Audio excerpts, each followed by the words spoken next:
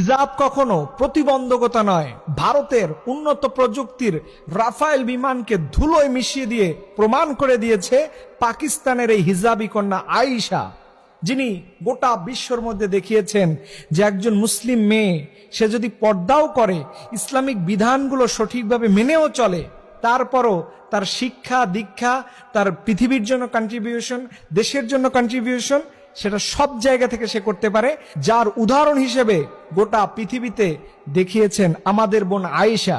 আপনারা দেখেছেন রাফায়েল বিমান হচ্ছে পৃথিবীর সবচাইতে উল্লেখযোগ্য দামি বিমানগুলোর একটি, যেগুলো দিয়ে রণাঙ্গনের মাঠে খুব সহজেই বিজয় লাভ করা যায়।